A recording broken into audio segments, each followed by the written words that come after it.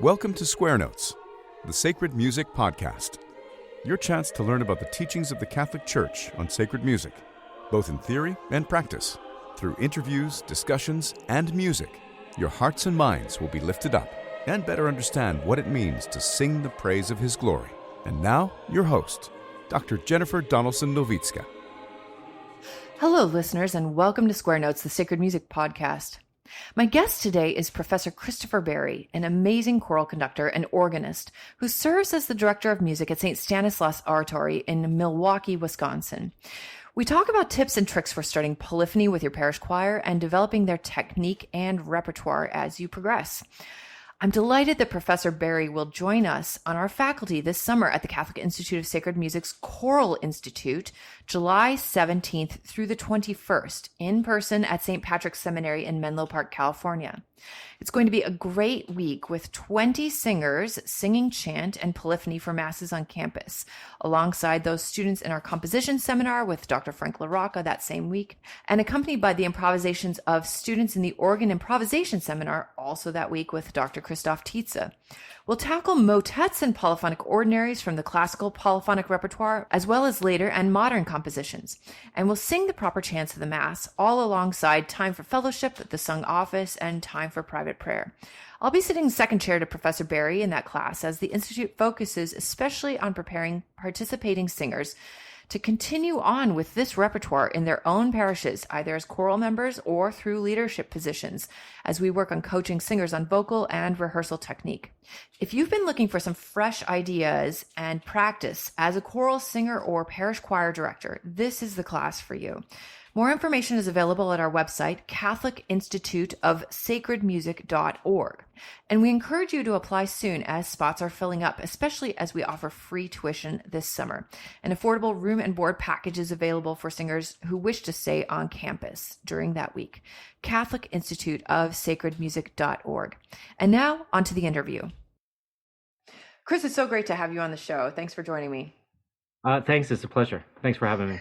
You've held a number of different music directorships throughout your career, from, a parish in New York City to the North American College in Rome, and now you're in Milwaukee, where you've been for the last number of years, and you have such a wealth of experience to offer as a result. So I'm wondering, what would you say to someone who's just starting a new job in terms of setting out on the right foot with a new choir?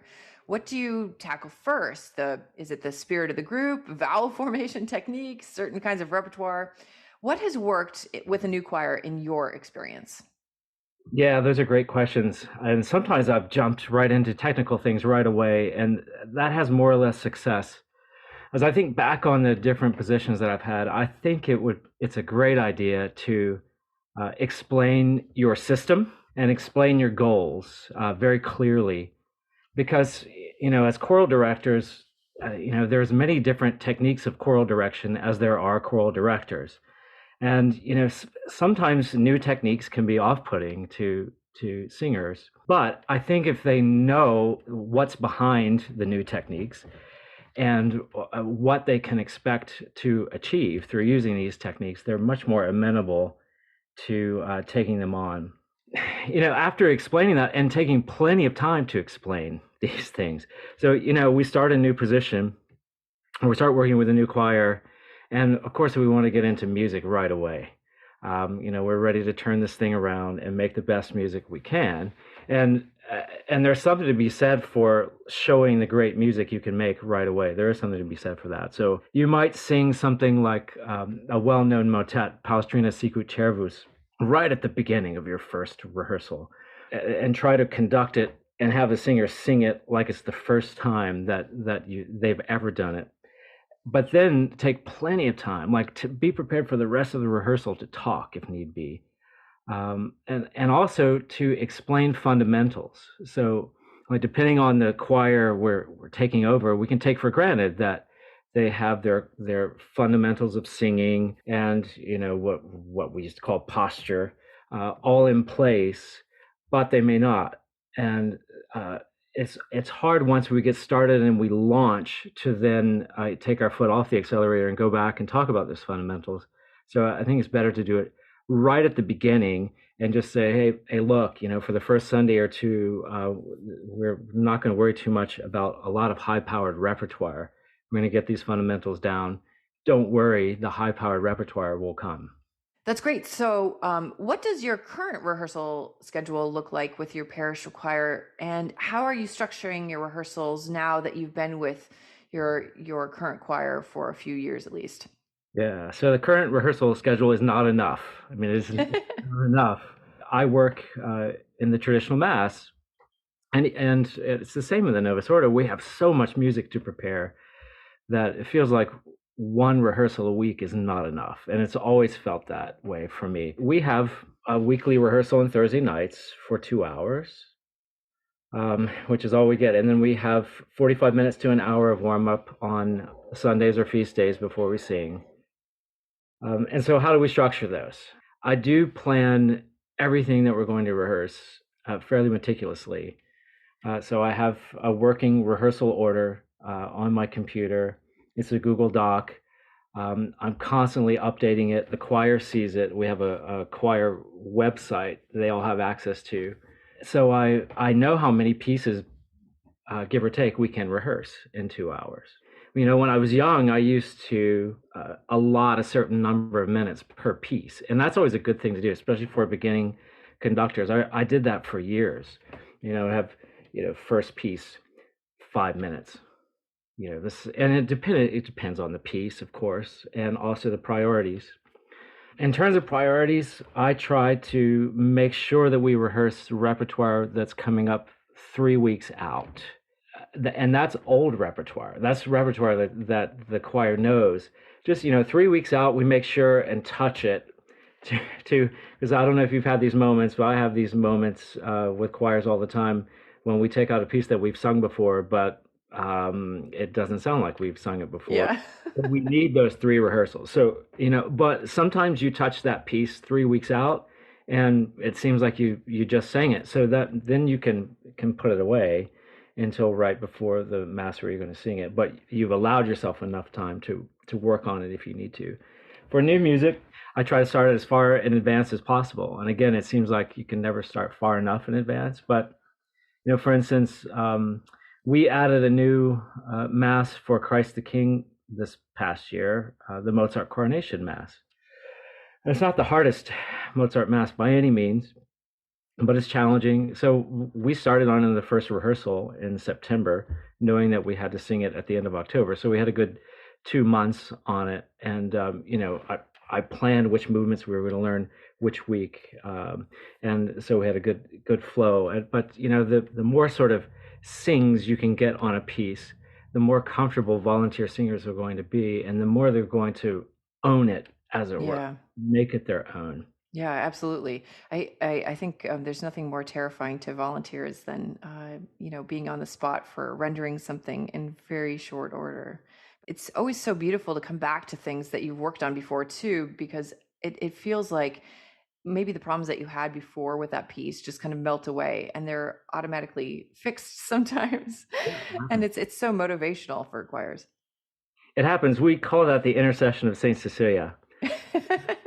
It's funny too, because kind of circling back, one of the things that I have to tell choirs when I first start working with them, some choirs address every sort of problem right away. And if a singer has an issue, they raise their hand and they say something like, oh, can we hear measure 19? Well, the altos didn't get measure 19. And I always say, I don't do that. I don't work that way because there's a hierarchy of issues most of the time that we have to work on. But also because of what you just said, sometimes just through repetition, the issues work themselves out. I mean, literally in the same rehearsal, this happened last Thursday night. I will never remember which piece it was because we rehearse probably anywhere from 12 to 17 pieces per rehearsal. So it was one of those. We had like several note issues the first run through, but it was a piece that we had known. Some musical issues, some vocal issues, and then we ran it again, and then the note issues had resolved themselves. So yeah, absolutely. One of the things I've learned the hard way from some singers, again, when I was younger, being very frank with me, is to not stop, to not do too much starting and stopping the first run through, to kind of let the choir even sing things incorrectly once just to get through it. And we all have this experience. You sing it incorrectly, but then you said that the light bulb goes on and you remember it from last time.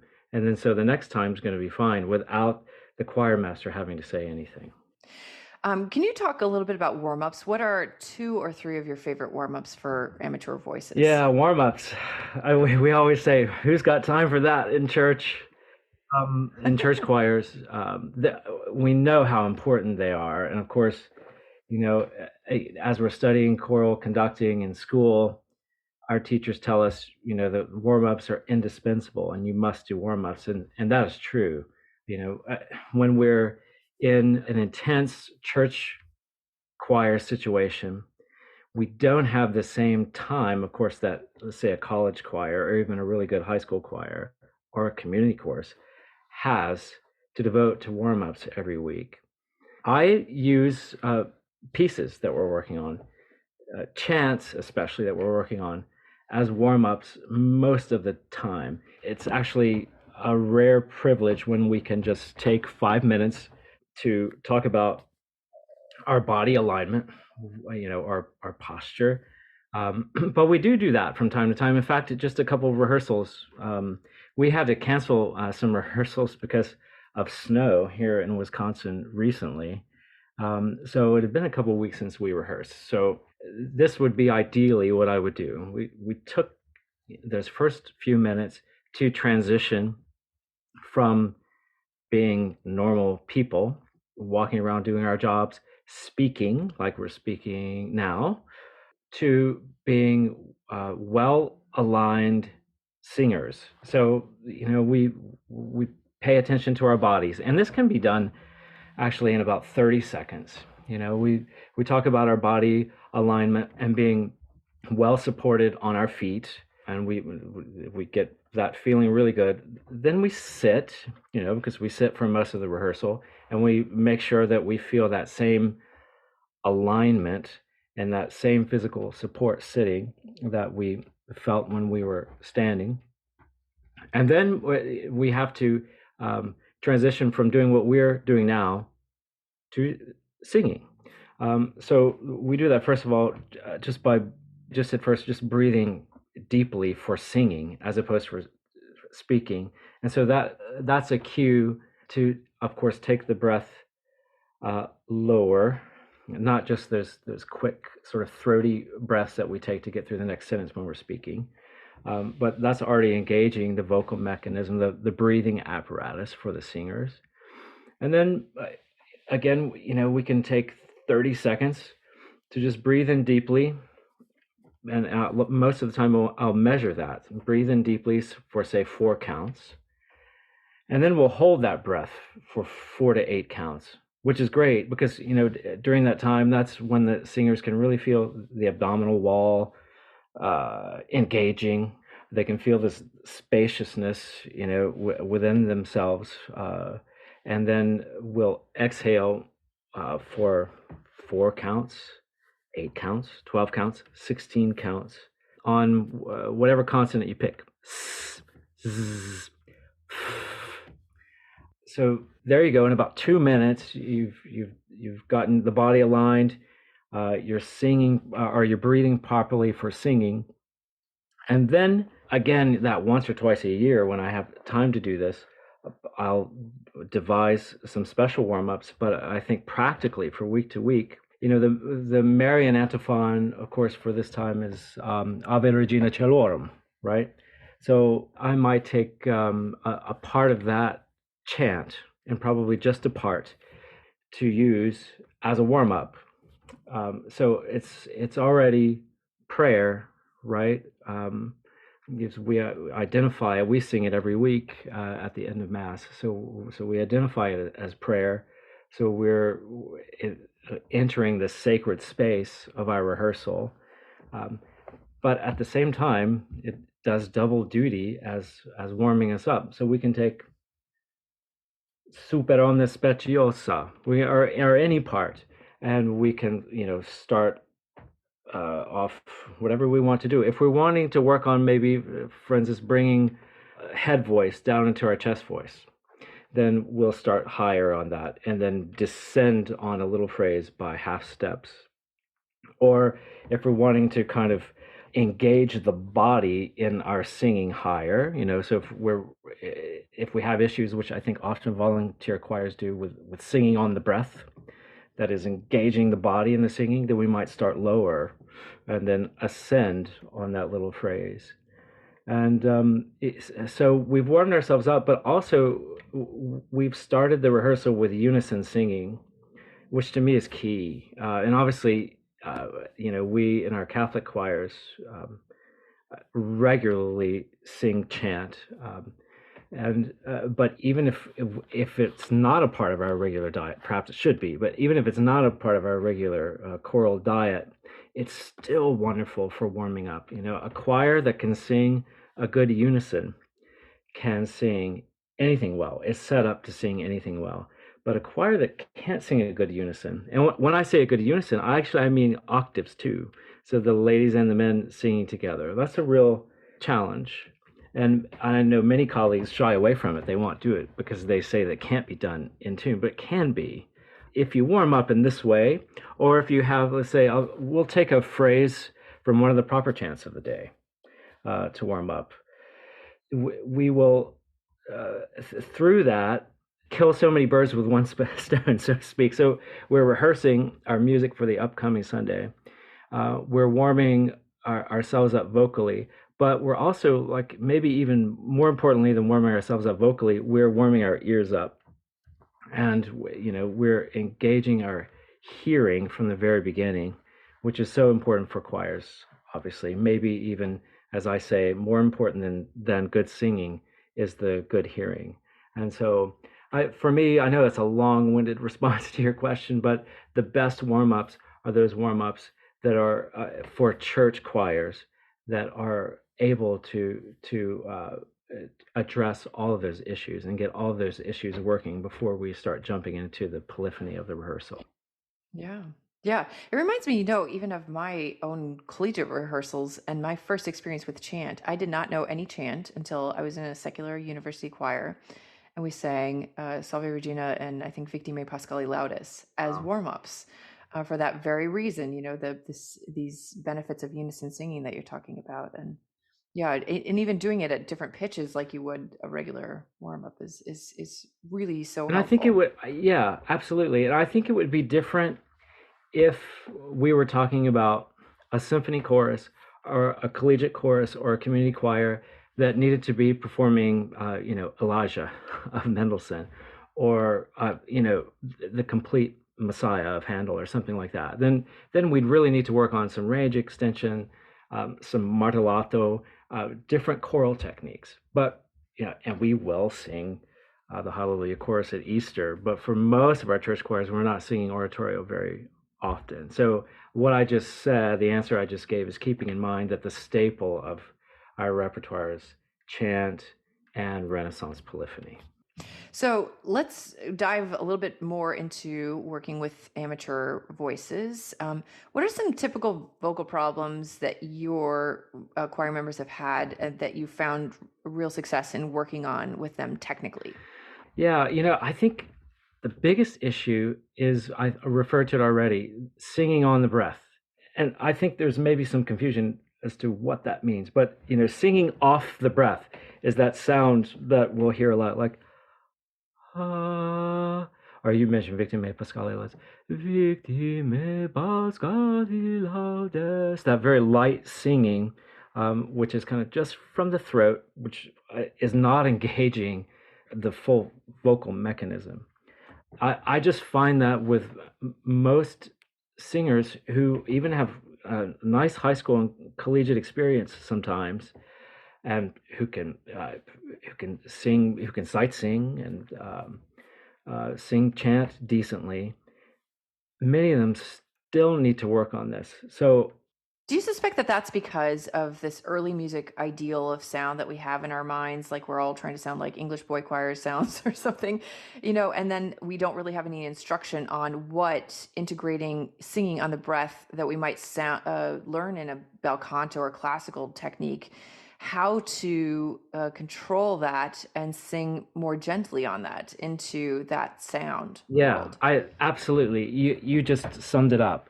It's much easier for a choral conductor to control a sound by saying, okay, you all sing lighter. That needs to be lighter. Everybody blend. Okay. And we've said, we all say those sorts of things from time to time, but that's really kind of an easy way out. And I've actually walked into choral situations in which the choir had been hushed so much that they were afraid to sing out, and not only afraid, they thought it was improper technique to actually sing out and engage their bodies in the singing. So yes, it's that. I'm sorry to say it's an easy way out for choral conductors, and so singers just get used to singing that way. It's sometimes a byproduct of singers singing in large ensembles where, frankly, if you're singing in a choir of 50 or 60 in college or something, and you make that sound, and you have, 12 people in your section, maybe that does the job that the choral conductor is looking for. But then we get into my choir at St. Stanislaus has 21, 22 people in it. So, we're talking about 4 to 6 people in a section. So everybody that's in that section really needs to contribute. It's a different way of blending. It's letting the singer use their voice, and then, I, as a conductor, placing them within the section, and then rehearsing enough to have that, what we call blend, that ensemble happen without having to hush. But actually, your wonderful point about what we have in our ears in terms of early music is a great one too. I always say that I hate recordings. I hate choral recordings. I hate the whole idea of them because of the homogenization which has happened in the sound of different ensembles, and frankly, the attempts at emulation, which are ill placed. I mean, that English sound which you just described is wonderful, and who doesn't love it? And I spent a short sabbatical at Westminster Cathedral just to try to learn years ago how that sound is nurtured. But most of us in our church choirs are not dealing with boys and men. We're obviously we're dealing with mixed voice choirs in a repertoire that wasn't written for mixed voice choirs for the most part. If we're talking about Renaissance polyphony, it's better, to if we're going to look to recordings, to maybe find some new recordings or go and hear some different ensembles. Once one hears what countertenors sound like on the top of a vocal line, then one can sort of coach that full-bodied sound a little bit better. So I know I've opened up a can of worms by talking about recordings and whatnot, but you made such a good point about not having, say, like one recording of King's College or Westminster Abbey or Westminster Cathedral, or name the English choir in our mind in terms of what to emulate for Renaissance polyphony, but to hear a plethora of choirs, and maybe to do a little reading on our own and learn about authenticity. And what do you say to your singers who have that kind of off-breath sound and help them? I mean, what do you say to them about vibrato or about the engagement of the vocal mechanism and volume? Yeah, so getting back to warm-ups, one of the warm-ups which we can do are just simple, any sort of scalar warm-ups, using especially neutral vowels to start. E's and oohs are good to start with. And we can even use our hands, like put our hands together and then, put them down by our navels. And so while we're doing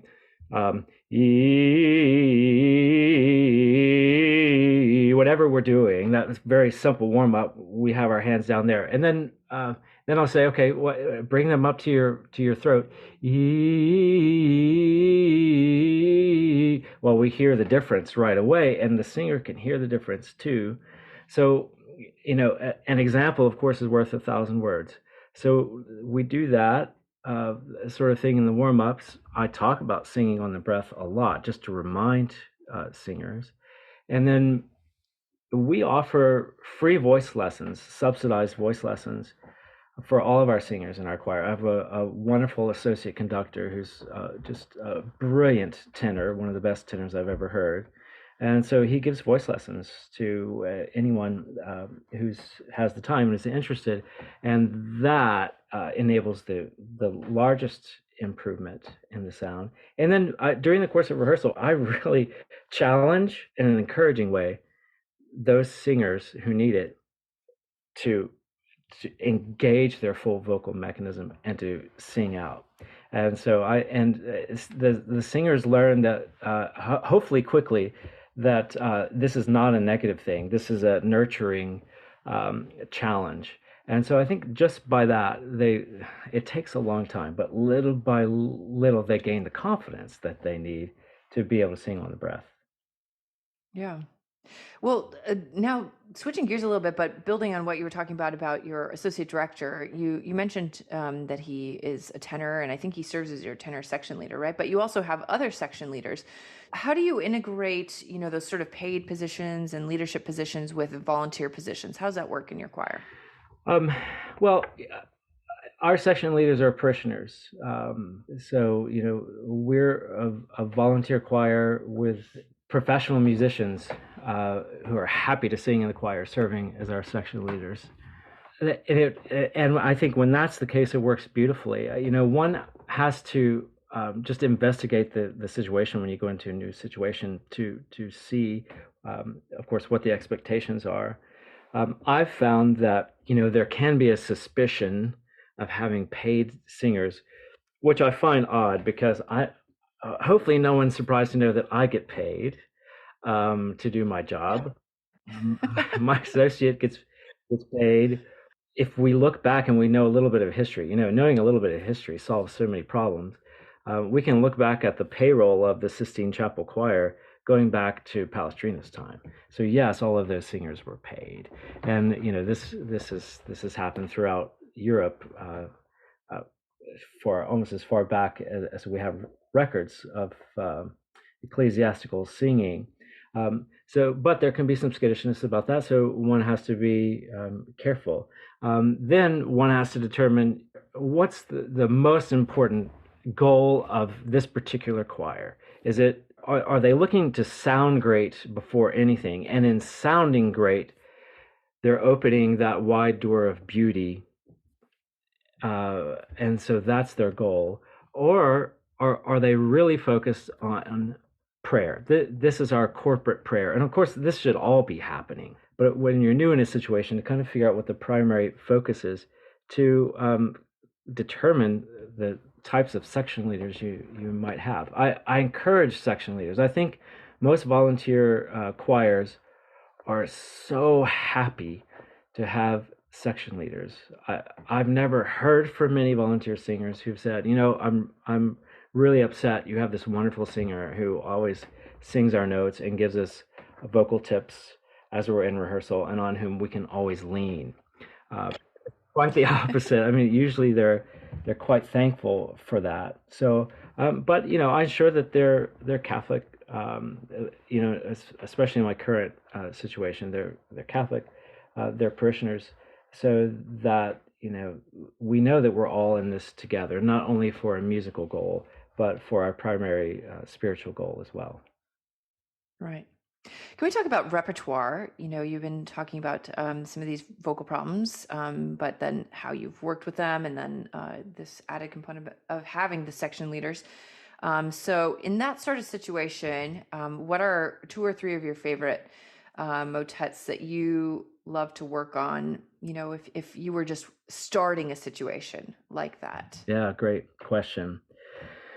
Motets that are primarily homophonic are great, and I'm assuming our listeners know the terminology. But I'm talking about music which primarily moves quarterly with the text happening at the same time, as opposed to a very contrapuntal piece like Palestrina. Sicut Cervus is a very contrapuntal piece. It's quite difficult, actually. I mean, choirs get to know it and they toss it off sometimes, but to start with it, I think would be quite imposing and challenging. A piece that I would start a choir singing is not Renaissance at all, but something like the Elgar Ave Verum. It's a wonderful piece. And by the way, I mentioned a sabbatical at Westminster Cathedral. The probationer boys were being trained on that Elgar Ave Verum, which I. Oh, that's great. But you know that it's not a difficult piece at all. It's so tuneful. You know, you can have a soprano or all of the sopranos or all of the ladies or all of the tenor, whatever you want, sing the solo passages. And then what I just mentioned, then you have that homophony, but you also, of course, have this beautiful choral sound, this wonderful ancient traditional text of the church, and organ accompaniment. So, it's to lean on. So you've got this all in one. I think that's a great one. Yeah, there's so much to work on with breath support too, especially for that soprano. Yeah, absolutely. And Ave Verum, I mean, that's great. To start working on this Latin vowels as well. I mean, usually when we come into a new choral situation, we need to kind of tweak the vowels. I mean, hardly ever do we find like a perfect situation in terms of vowels. So staying on an Ave Verum, the Mozart Ave Verum, which everyone loves, of course, and many people choose for their weddings. So I mean, it's a testament to his popularity. Is not difficult chorally. It might be a step up from the Elgar in terms of the challenge level, but many singers have sung it or they've heard it, and there are some difficulties to work out.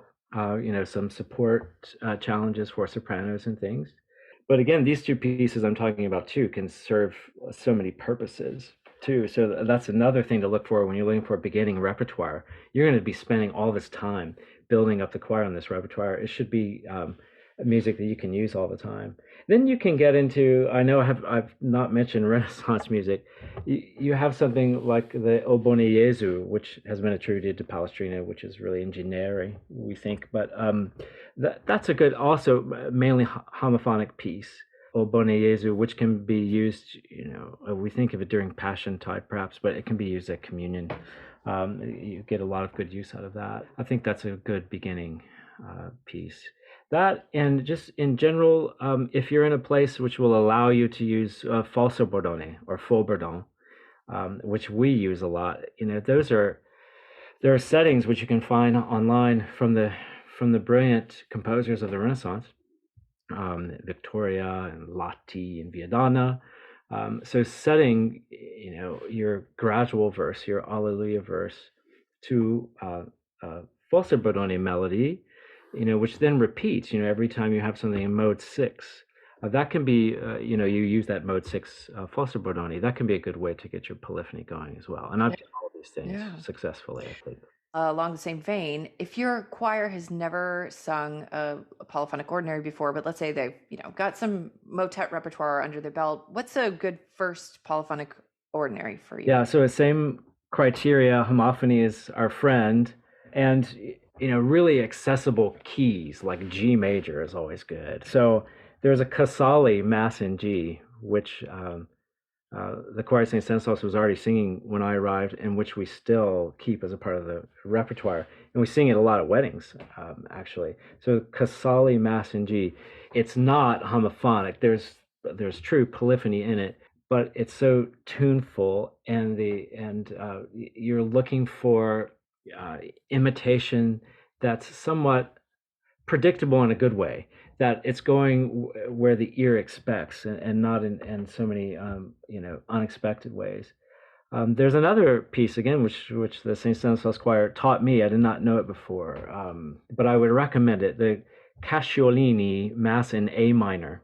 There's a Missa Pro Defunctis, which has been done at the colloquium, but of Casciolini. It's so, we use the term singable. I mean, it's just so comfortable to sing, and it's really not too difficult to sight sing.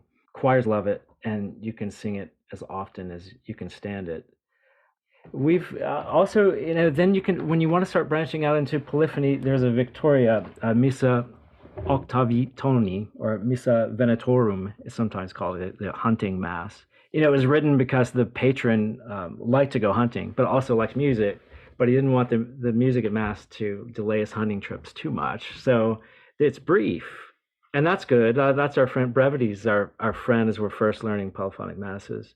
But it's brief, but it's dense. The Kyrie is very easy and not too polyphonic, but the other movements are dense with some more challenging polyphony. But that would be a good first step, I think, before tackling something like the Palestrina Missa Brevis, which a lot of people put first on the docket. I would save that and the other Palestrina masses. I think the bird masses are extremely beautiful, but very difficult. So, a lot of people say, "Oh, it's a bird mass for 3 voices." I'm sure that's only 3 voices. That's easy, right? So I would leave those. I start with these sorts of things that I've mentioned, and then work your way to Palestrina and bird. Yeah. Switching gears again a little bit, what sorts of tricks do you use for dealing with intonation choir problems in your choirs? And do you find that the presence of the organ helps or exacerbates those issues?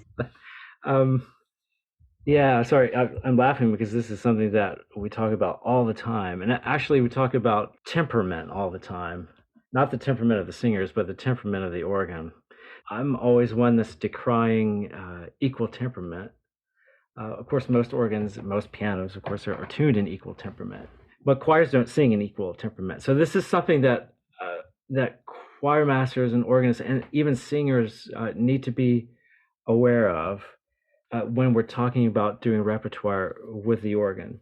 And that opens a can of worms, which is maybe a different show, but it's just something to be aware of. Intonation problems. I think that if one takes the time to properly go over fundamentals at the beginning, and then after that good foundation is set, is constantly reminding the singers in rehearsal, are you aligned? Are you supported? Are you engaging? I say those things sometimes, even as, after the sopranos cut off and they have a few measures of rest, I'll say, did you fully support that phrase? Just something like that. Did you fully support? Intonation problems sometimes take care of themselves if the technique is really in place. One great trick, which I picked up somewhere along the way and which I use all the time, is to isolate chords. So if there's a problematic chord, I'll stop and I'll say, re-sing that chord. If there's still an intonation problem, of course, we know which part it is.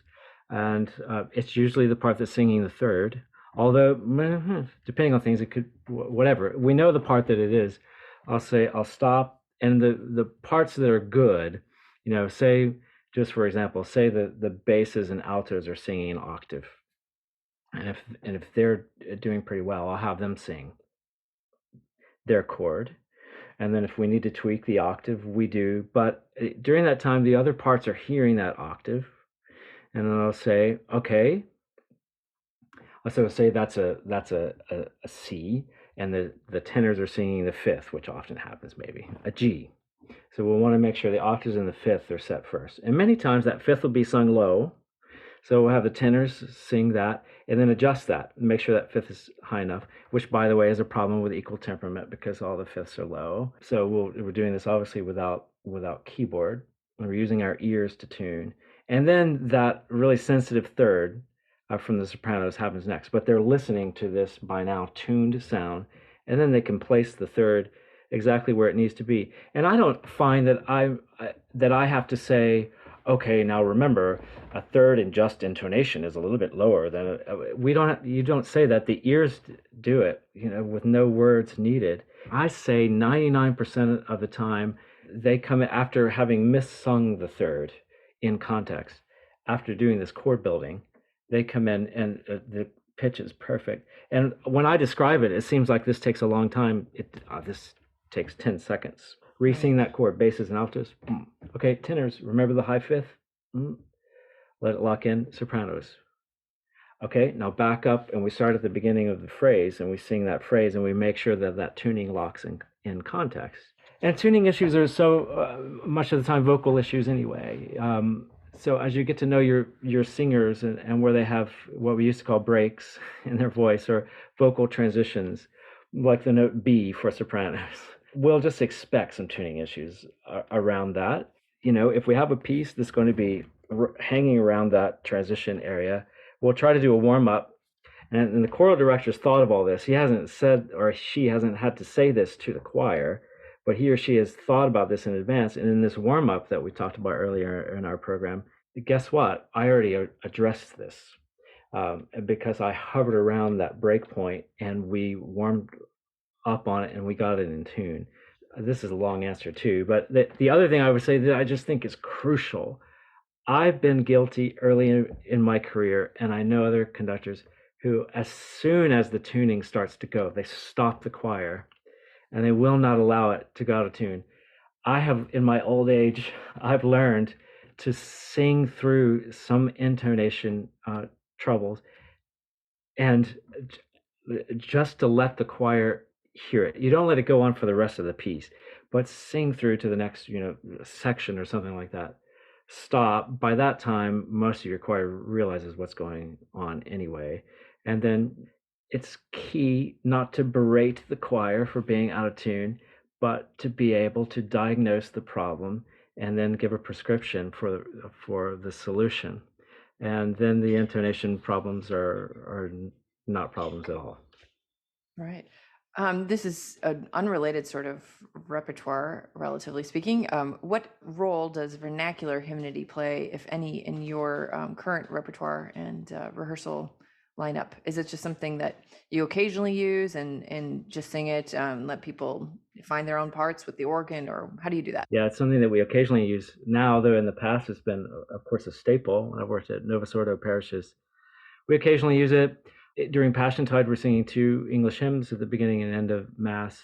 So, Ah, Holy Jesus at the beginning. And so we started, speaking of warm-ups, we started our warm-up last week just singing the first verse in unison, again for unison singing, and then neutral vowels on parts, and then finally text on parts.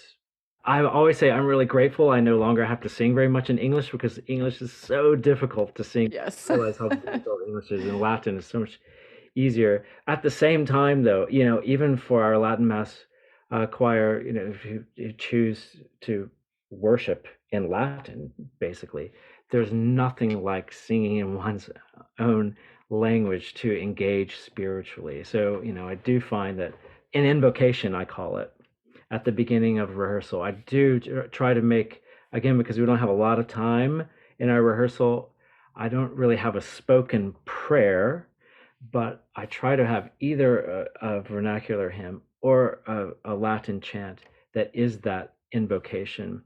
And so having that in the vernacular, of course, engages the spirit right away and gets us into that sacred place. Yeah. You just touched on what I was going to ask you about in this last question about engaging and encouraging spiritual formation, a prayer life, ensuring proper disposition for singing in the liturgy. So many times we get so caught up in all the musical details that we can forget that, these are singers who should be frequenting the sacraments, having a prayer life, all those sorts of things. And so our roles as choir directors is rather limited in terms of, we're not spiritual directors or anything, but we do serve leadership positions where that has to be encouraged, fostered, emulated. What do you think about in regard to that in terms of your own role, and what do you do for your singers? That is such a great question. It's such a challenge for us. I had a predecessor at St. Stanislaus who was really good at this, and he's inspired me. And I've been guilty in the past of not paying enough attention to this, to just thinking that's the priest's job. Our job is to get this music perfect. And it is such a difficult balance, obviously. I'm constantly now preaching to my choir about, I call it, inhabiting the text that they're singing. A month or so ago, I found myself, wanting to, at the beginning of Lent, to re-engage in mental prayer. And I thought, wow, but I'm so busy. What can I do? And I don't know what more spiritually mature people would say, but I thought, let me see if I can combine these things. So I just spent time with the proper texts for the upcoming Sunday. I spent time meditating on those texts, and then singing through the text to see how the sacred composer, inspired by the Holy Ghost, set these texts to music.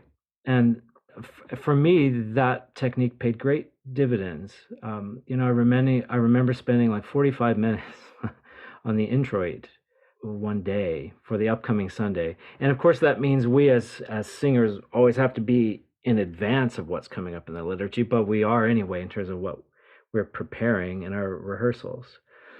So I suggested that to my choir, and I realized that suggesting that can be maybe somewhat limiting. It's not necessarily what great spiritual directors would call lectio divina, but maybe I propose that that's one of the sacrifices we have to make as church musicians if we're really going to do justice to these texts that we have to sing. They can't just be syllables, and we can't just sing from syllable to syllable. We have to, as I always say, we have to see the forest and not get lost in the trees. We have to know what this prayer of the introit is about, and we have to know not only what it's about, we have to know what each word is. That's why I say inhabit the words, so that if we have Judica me, so that we spend time on Judica, and so on in our prayer. At least that's what I've encouraged, and through this insisting on the choir being aware of what they're singing, since we sing basically in a foreign language to most of us, being aware of what they're singing at every second, not just the sound of the syllable. That's I think maybe the most we can do, and it's a goal to always aspire towards.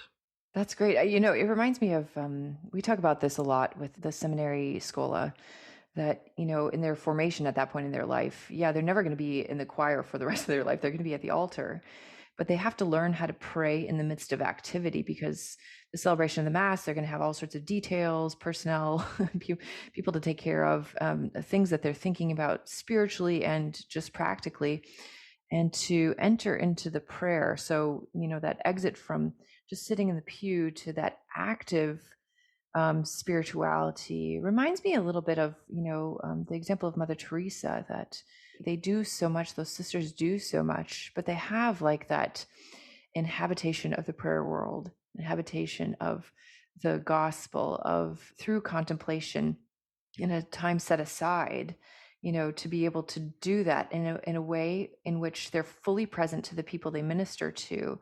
And yet everything is an act of offering, an act of prayer. And I think that's so important, what you're saying, that we think about how to do that actively while we're thinking about breath support and vowels and those sorts of things. But absolutely, you just said it so well. And as I got started at St. Stanislaus, my great boss, our great priest, our great French priest, Canon Jair, gave a talk to the choir. And he said, every time you go up to the choir loft, you just have a certain step or a certain place you look at, a certain thing that you look at that reminds you of what you're about to do and takes you out of the world of worrying about the rhythm in measure 22 to being concerned with the offering that you're going to make, as you just said. And so, I struggle with this all the time. I struggle with this musical perfectionism having to give way to we as singers making ourselves a sacrifice of praise, which is what we have to do. So I've lately, my singers, if you had them on, I don't know if they would agree that I've achieved this, but I've made it a rule lately that I won't react to mistakes during the Mass. During rehearsal, yes, that's the time to react to the mistakes. But during the Mass, this is an offering, and so we wouldn't. It's dawned on me how absurd it was for me to make a face or to get upset if there's a mistake during Mass. I mean, if we're praying the Rosary in church, and somebody loses count and prays an extra Hail Mary or stumbles over words, we don't get upset. We make faces and that sort of thing. And this is the prayer of the Mass. That kind of mindset has helped me, and hopefully I'm faithful to it. We're all working on some things, and I'm working on that mindset of offering and being in prayer all the time. That's one reason not to go too far afield if I haven't already, we've started rehearsing in a choir room. We didn't have a choir room when I arrived. We've developed a choir room, and so we try to save the church for the Mass, or for the office, for prayer. And so at least for me, that division of space has been helpful spiritually. Yeah. These are some really great insights, Chris. I'm really looking forward to having you here at St. Patrick's Seminary this summer to run this Choral Institute. It's going to be a great week. And thanks for giving us some tips and tricks to think about as we especially head into these most holy of days and all the rehearsals that they entail. Yeah, that's right. I can't wait for the summer. I'm so glad you asked me to come out and do that. And I can't wait. Looking forward to it. And yes, peace to you and to all of us who will be so busy over the next couple of weeks.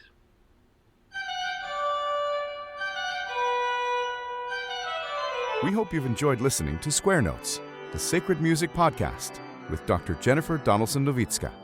For more information about this episode, sacred music resources, or upcoming events, visit our website at sacredmusicpodcast.com.